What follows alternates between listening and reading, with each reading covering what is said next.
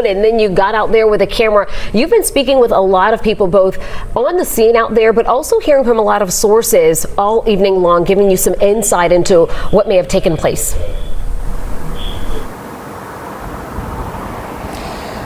Yeah, at the beginning of this, when I first got down to Midtown, I parked, and that's literally when the Fulton County SWAT team and APD SWAT team actually trapped me on 15th Street. I couldn't leave, so I just kind of got out and followed them as they started looking around that area where they believed this suspect was, Deon Patterson. Again, that was shortly after about 12 o'clock, and now we have been able to confirm he got out of town by 12:30.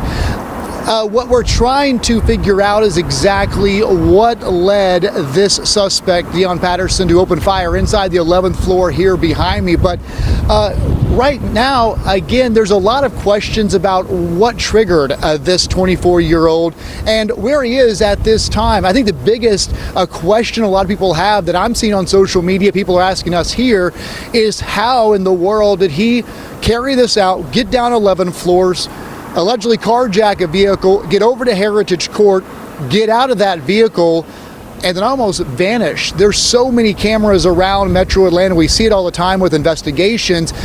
You almost wonder if he is just hunkered down somewhere over in that area, knowing that they are hot on his trail. Again, right now, a $10,000 reward out for this man.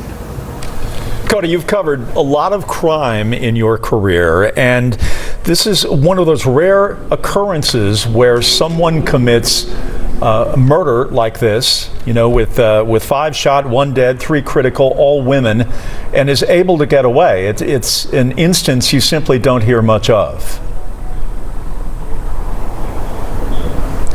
No, and the other thing too that is interesting here is, from all accounts I've talked to, from the nurse that was in the back that heard the gunshots, a nurse that talked to me after being interviewed by APD, who actually talked to the suspect's mom for a brief second, is that it did not appear that he just came up and immediately started opening fire, that he came here to do this.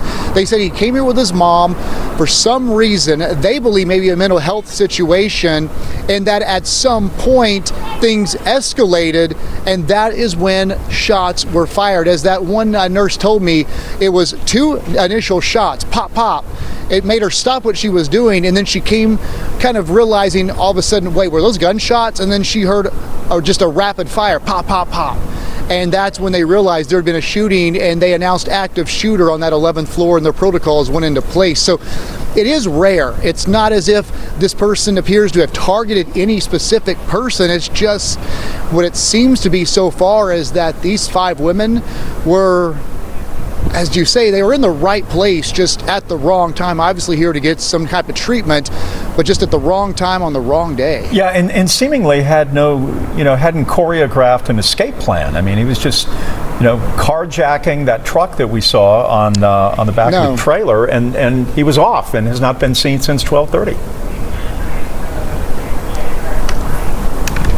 And I think that is something to worry about, because again, this guy, if he is having some type of mental health crisis, they want to find him before anybody else is hurt. Again, the good news so far, even though we had some initial reports that there might have been shots fired, there were a lot of reports coming in early on just with people trying to call in and help, that no other shots have been fired that we know of. No one else has been hurt since the initial shooting. But he's still on the run, and police know that he is still likely armed, and they're just hoping that they can learn enough about him when they do engage with this guy, Deon Patterson, they can get him to give himself up peacefully. Again, while they want to track him down, they want to bring him in and figure out why he did this, and of course, if he needs help, get him the help that he needs.